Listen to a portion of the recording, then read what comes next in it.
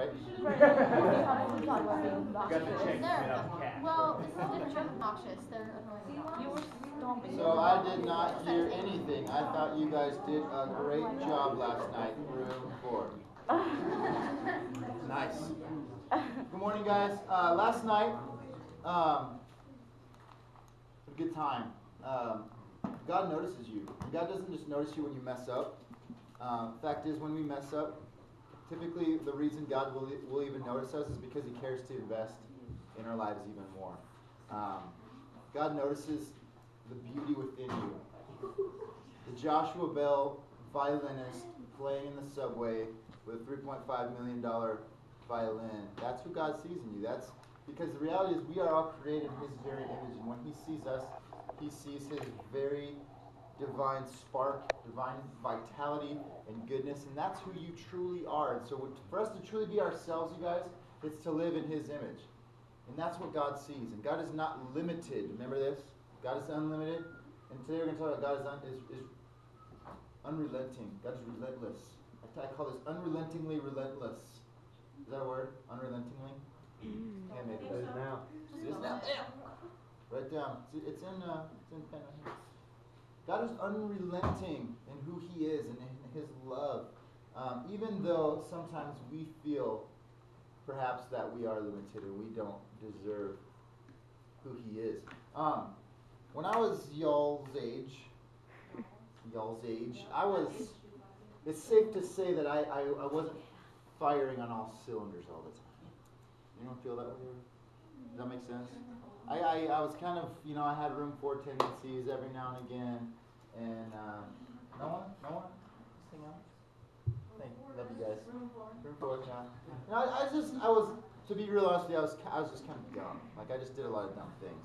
And not like overly dumb things, like I wasn't like, I don't know, my parents never picked me out of, like, I don't know, out of a ditch or something, but like, I just did stupid, not thinking things a lot. And so like, that just would frustrate myself and my parents quite a bit. Like, for instance, like, I don't know about you guys, but like the way I made my living, if you could call it a living while I was in high school, was I mowed lawns. Anyone mowed lawns like for so like that was my thing.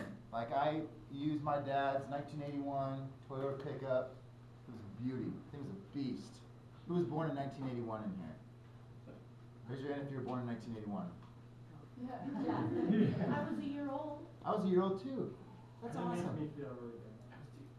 I was 1. Yeah, so like my dad's 81 Toyota truck started half the time.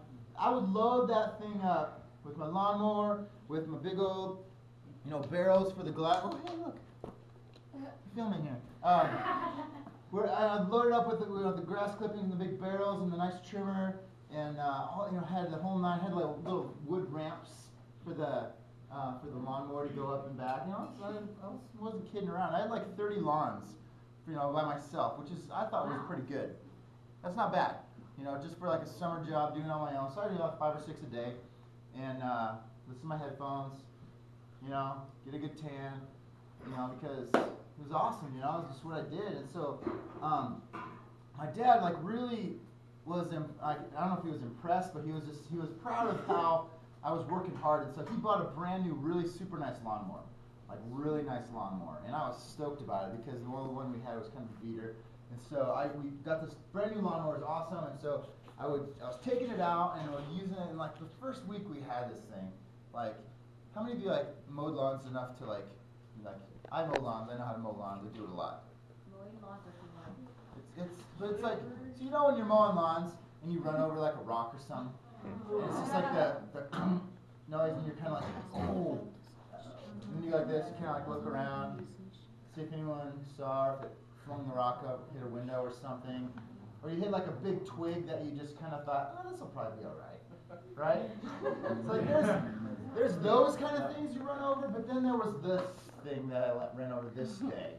So like I wasn't really paying attention, and like there's this there's a stump, probably like this big, and I thought I could get over it easy enough, So I was like, that's fine, no big deal. So I was, kind of half paying attention. I just go. Dad's brand new lawnmower, and I just go straight over the stump, and it just, the loudest, most awful noise, just like brings this lawnmower to a dead stop. And I was just just like, clunk, clunk, clunk, dies. I'm just like, oh my word, what have I done? And so I didn't pay attention. I'm looking down and I look at the stump, and the stump's just mangled. And I look under and I tilt up the lawnmower, and like the blade itself is just history, you know. And it's like, oh man, my dad's gonna kill me.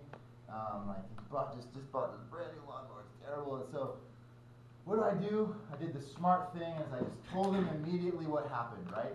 Yeah, No, right. that's not what I did. That would have been a smart thing to do. So it's like, I don't want my dad to see this. He just did this for me. I don't want to, I screwed it up. So what I did is I went and I bought a new blade on my own. Like, I'll just fix this on my own. You know, I'm 16. I know everything, right? So I'll just fix this blade. I'll fix it on my own. So I took it off, fixed it on my own, and then just kind of put it away. And I put the brand new lawnmower kind of in the back of the shed. Got off the old one again, and started using the old one again. And I was like, oh.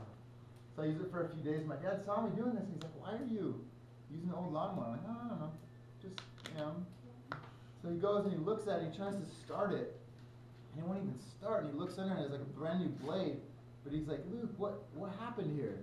Like the entire shaft of the was completely bent to the point where we had to like basically just rebuild this thing. It was just jacked up. And so it was like, my dad, had to essentially refix this brand new lawnmower. Took it out of my paychecks. I had to pay for it. I tried to hide it, and I was just so embarrassed, Like, I was so embarrassed because he had put so much into this, and I just kind of threw it away, and then I tried to cover my tracks. And the worst part was, like, the week after that, another thing happened. Was like, one of the lawns I mowed was my church lawn, which was kind of big, so it was, like, kind of awesome. I got to do it. And the church had this super nice trimmer. Like, there's a difference. If you've mowed lawns much, you know that there's, like, trimmers, and then there's nice trimmers, right? There's, like, the good ones. It's like, this one was a nice trimmer. So, like, on the church lawn days, I would use the church's trimmer, and I might keep it in my truck with me to mow the other lawns of that day, for them. So, like I told you, yeah, come on now. I told you I wasn't firing all cylinders all the time. I still aren't. But, still are not. Still aren't. I'm using this trimmer, and like at the end of each day, I take it to the yard waste recycling place. I would throw the grass clippings out. Went home that night, and then my dad's like goes to the church or something. I say, he's like, hey, where's the church trimmer? And I'm like, I don't know if I have the church. He's like, no, it's not the church. Do you have it? I'm like, no, not the church we're talking about. And so like, look all over the place, and like somehow in the course of the day, I lost it. How do you lose a massive trimmer? That's the question. How do you lose a trimmer? But I did somehow. I just lost it. It's like it's gone. How do you lose it? What's that? Are you making fun of me now? Probably left it at your last job. I did. I like retraced my steps. I went to the yard waste place, looked around, asked the people if they saw anything. I probably left it there. Someone sees, oh, hey, trimmer free, pick it up and laugh. But like, I just lost this trimmer. It was like a week after I busted the lawnmower. It was just like, my dad is just like, So like, nothing ever came of that. Like, we replaced it, but like, he never asked me to do anything about it. So somehow I kind of just thought it was like, no news is good news. But then the trimmer got replaced, but I found out later that my dad had just bought a new one. I thought maybe he found it or something. I found out like later on in life that he just forked out the money and purchased a brand new one for the church to cover up my mistakes. It's like, man, this is the kind of thing that's happened. I was like, I'm wondering why my dad had patience with me after just being an idiot over and over and over again. You guys ever have anything like that where people just kind of messed up and you just do stupid things, and like I when I read the scriptures, you guys, I see myself in this person named Gomer. Have you ever heard of Gomer in the Bible? Do you know there's a person named Gomer in the Bible? Yeah. It's kind of awesome. Have you guys heard of Gomer? I want to tell you guys the story of Hosea today. Who's heard the story of Hosea? I watched the movie of Hosea. Did you? I think I've seen that movie. It's pretty good. But it's actually a book too. It's in the Bible. Hosea, you guys, is in the Old Testament. Hosea was a prophet. And a prophet's job, essentially, was not a very fun one. To say, like, just because maybe you got a book of the Bible named after you probably wasn't worth the life you had to live to be a prophet, I would say. Because a prophet's job was basically to tell God's message to the people, to the king, to the people. And typically it wasn't always a very fun message, because we're in this time period of the Old Testament where the faithfulness of the king, the faithfulness of the people is just up and down. It's like a roller coaster. Sometimes good, some days bad. And so God would speak through these prophets to give the people warnings like, hey, this is, if you're not going to be faithful to me, like this is the natural consequence of what's going to happen. And so Hosea's job was to warn the people, say, hey, we need to turn things around. We need to return to our faithfulness to God. Or look at all these great, huge nations that are surrounding us. We're going to get swallowed up. And ultimately that's what happened to the people of Israel, people of Judah. But Hosea was a voice trying to cry out and say, hey, this is God's message. So when you think of a prophet, think of like a microphone. A prophet's job was basically to be a microphone for God, to give his message to the people. But God took it another step further with Hosea. Hosea was probably one of the most tragic characters in the Old Testament because God comes to Hosea and says, Hosea, I'm going to use you as an example of how I feel. I'm going to use you as a symbolism, as like a flannel, felt board example, PowerPoint presentation for people to see exactly my heart. You're going to play the role of me, Hosea.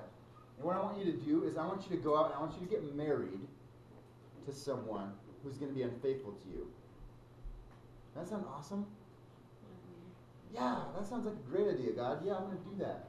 It's kind of like the response of the disciples when Jesus says, who touched me? It's like, everybody, God, Hosea says, you want me to do what? He says, I want you to go out and I want you to marry her. I want you to marry Gomer, the town prostitute. It's in the Bible, look it up. I want you to go marry her. She's a prostitute, she's unfaithful. The Bible calls her a harlot. I want you to go marry her. I want you to have a family with her. I want you to love her with all your heart and to have a life with her. Because when people see your marriage with Gomer, they're going to think of how my relationship is with my people, Israel. Because God is faithful and the people are not. I think Hosea signed up for this. Man, what a rough thing God asked him to do. This is what he does. He goes and he marries Gomer. And they have a family. They have 3 beautiful kids, 2 boys and a girl.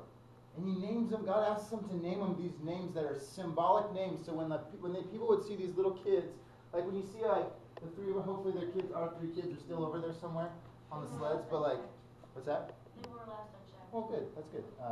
That's great. Just as long as they're not on the highway somewhere. But so like when people would see these kids running around and they would see their names, they would know that their names represent something of God's judgment to the people. Does that make sense? So like one of their names was, I'm going to look it up because I don't want to mess them up, but like one of their names was, sorry, I should have written this down. He's going to go look. Sorry, I made Kyle nervous. I'm sure they're fine. Book of Hosea. Names their first son. Where is it? Hosea what? Chapter 2.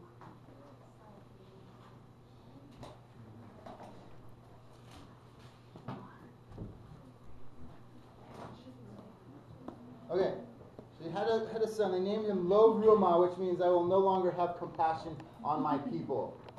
So when people saw this first son, they would say, "Oh, that's the son who is supposed to remind us that God's not going to have mercy on us anymore because of the way we're acting."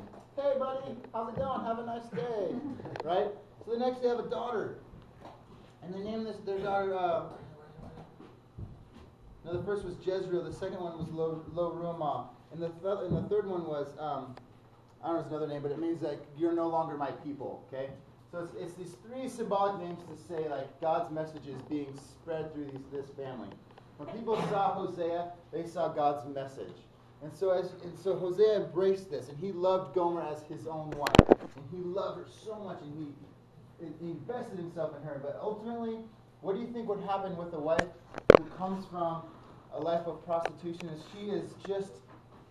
she's not faithful to him. And he had a feeling this would happen. All his friends and family told him, "Why are you marrying this woman? She is going to break your heart. She is going to be unfaithful to you." And he says, "No, I will be faithful to her, and I'm going to trust that I've made this commitment to this woman, to Gomer." But ultimately, guys, what happens is that Gomer does in fact start becoming unfaithful to Hosea and to her children. She goes out. The Bible says she seeks out other lovers, and she's out there. She's being unfaithful to her husband.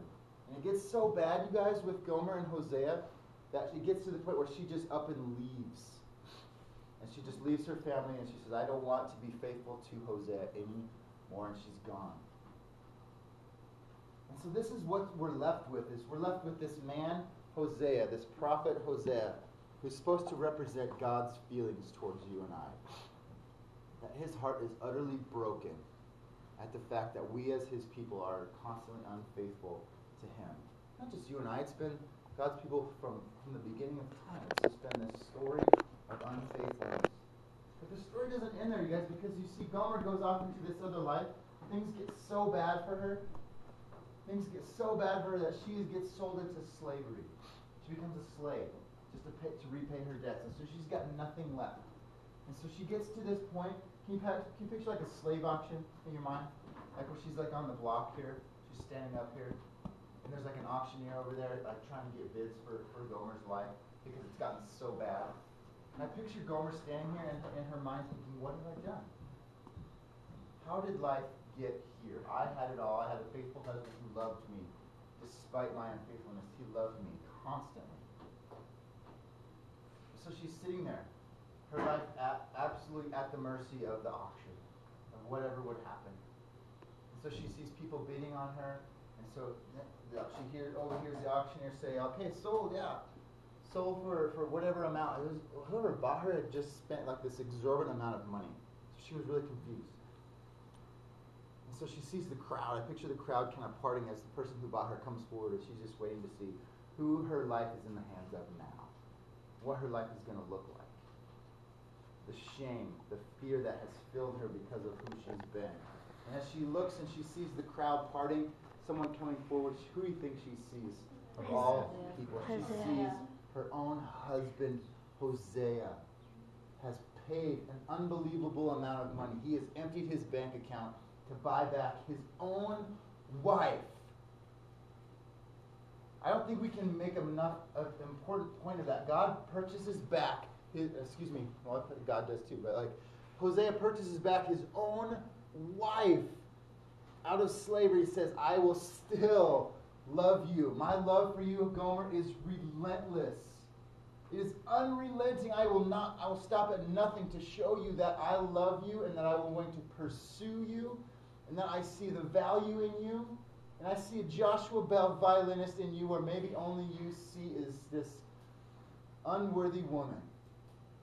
But Hosea saw the beauty in Gomer, and guys, God sees the beauty in the potential in you and I today, even if we don't see it in ourselves. That is what the relentless love of God is all about.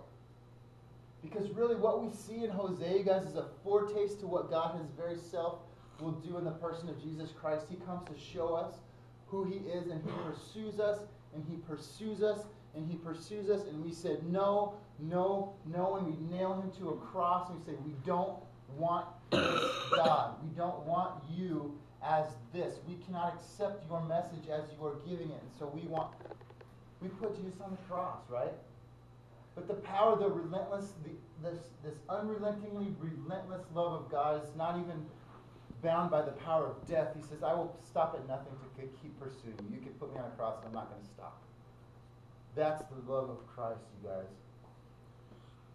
This sort of love, you guys, demands some sort of response on our part. We have to do something about this. You can't just look at this as knowledge and say, that's nice.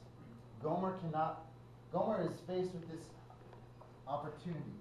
When she sees Hosea approach her, after all she's done, what's she going to say? No thanks. Right?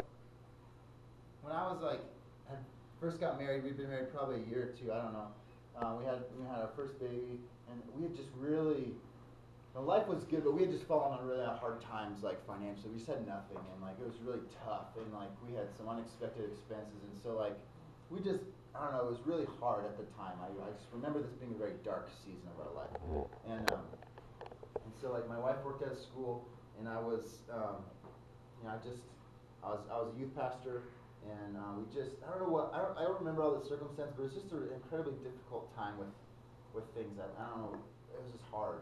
And so, like, have you ever heard those stories where, like, you hear people say, like, oh, I had nothing left, and then I looked in the mailbox, and there was a check for all my expenses for the month. Have you heard those stories before? Yeah, I heard those stories too, and I thought they were kind of like a bunch of bunk, honestly. I was like, yeah, right, whatever. That's, someone knew you and whatever. But, like, so, like, we're at that point, and I was like, well, where's my check? When's my check gonna come in the mail? You know, if God's gonna take care of us, like, I was that like, kind of, what's the word? Just angry, I guess. Like, what's going on here? I feel like things aren't going very well for us. And so my wife comes home from school one day, and she had found on her desk this envelope right here. I still have it. This has probably been 9 years ago. I still have this envelope. It says Luke Dury and family from Redeemer Lutheran Church in Fort Collins, Colorado. Okay, I tell you what. That's where we live. We were from Colorado, but like, I'd never been to Redeemer Lutheran Church, for one. I'm not a Lutheran, which I'm not. You know, I love Lutheran folks, but I'm not a Lutheran. Never been to this church. Don't know anyone who goes to this church. But this was sitting on my wife's desk, and she brings it home, and she says, "You need to look at this." So I look at it, and I pick it up, and I look at it, and inside was this simple piece of paper. One line. It says, "We hope this, Luke Dury, we hope this assistance will help you get back on your feet. It's given in Christ's love." And inside was a check for $1,000. Can you believe that? I just like fell over. I couldn't believe it. We just were like sitting there crying. Like $1,000? That's a lot of money. And it's like, what? We don't even know who it's from. It's from this lady named Kathy, director of member relations, connections, Redeemer Lutheran Church. So the first thing I did is I hopped in my car and I drove to Redeemer Lutheran Church. And I was like, knocked on the door. It's quite a large building. I was wondering if I could talk to Kathy O'Connell. And she's like, yes, Kathy's right over there. So I go, and I'm just crying. I'm like, she goes, oh, you must be Luke. And I'm like, yes. And I was like, I sat and I'm like, I don't know what to do about this. And she's like, well, there's nothing you can do about this. I'm like, is this from you? Is this from your congregation? She's like, no, that's not from me. I don't know who gave this money. It was given anonymously for someone who, in our church, I don't even know who it is. Again, I don't even know anyone who goes here. And it's just like, this was given anonymously, and it was to give to Luke and Sherry Dury. I don't even know who you guys are, but here it is. And it's just like, well, who do I thank? You know? How can I make it? You know, we live in a society where it's like, well, I want to repay it, right? I want to make this right. So there was literally nothing I could do to repay this gift. If I tried, there was nothing I could do. And I could go to this church and like wash the bathrooms or something, or clean the bathrooms, but it's like, that's not the point. It wasn't from them. To this day, I have no idea who gave this $1,000 check to my wife and I. But I was faced with a choice at that moment to say, I could either gracefully and thankfully accept this free gift, or I could say, no, thank you. I would rather do it on my own. Right? No, thank you. I don't need your help. It's like Gomer standing here saying, Hosea, I don't want your help. I don't want the life that you offer me. I don't want your grace. I don't want the freedom you offer. I don't want you to release me of my prison of fear. I don't want you to release me from the doubt that I feel. That doesn't mean those things aren't going to be part of our life sometimes, but the reality, guys, there's something so much bigger than we can possibly fathom, that we serve a God who is unlimited and He's relentless, wanting to get into you and I, our life, for us to just simply respond and say, okay, let me hop on board. Because that's what it takes. It's not a hard thing.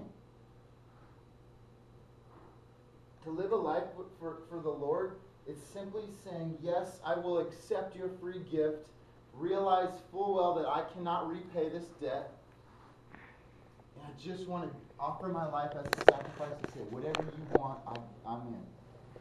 That's what it means to serve the Lord, you guys. That's what it means to just give your life as a Christ follower. We can either choose to accept it We can choose to ignore it, or we can choose to reject it.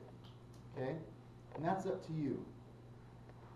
And it boggles my mind how so many people in this world can just close their eyes and their ears and say, I don't want to have anything to do with the Creator God, the relentless God who has pursued us with everything He's got. He simply wants our obedience in return. You guys, I don't know about you, but I want to serve the Lord with all my heart, all my life, all my soul. There's nothing more important than that. Because I am sitting there, you guys, I am Gomer, sitting on the slave block. I am this guy who at times just simply has been the recipient of unnecessary grace from whoever this was. And I do stupid things like break the lawnmower and lose the trimmer. God has pursued me, and God is pursuing you. And He's not waiting for you to get your stuff in order before you are free to pursue Him in return. You don't have to get to a certain point to earn His grace. It's there.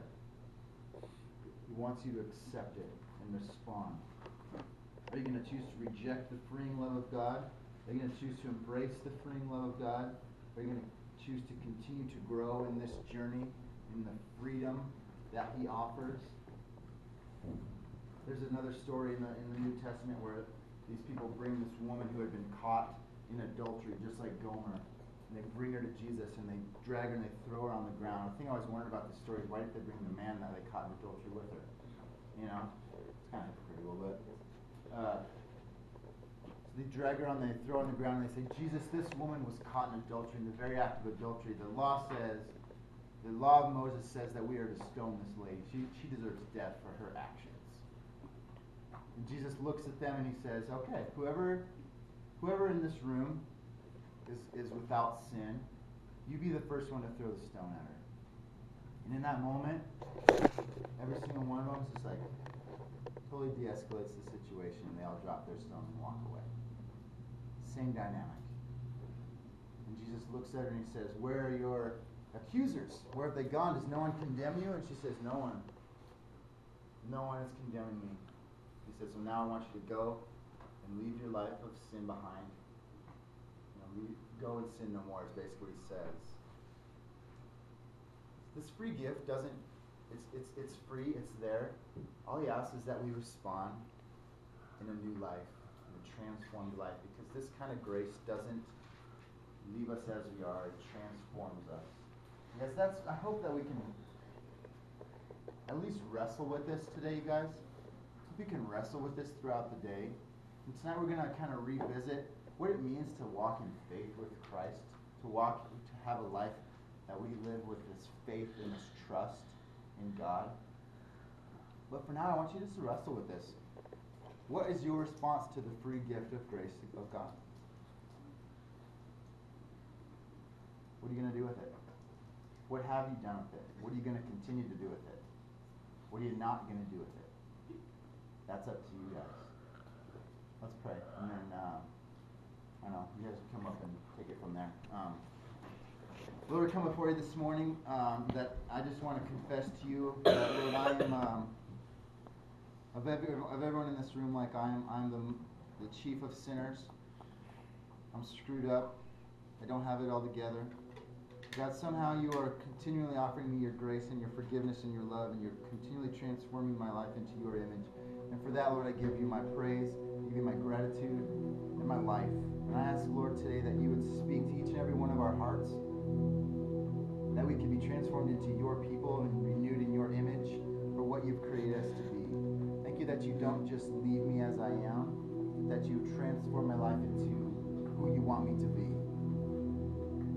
I give myself to that today, Lord, as just a screwed up person. So thank you for accepting me.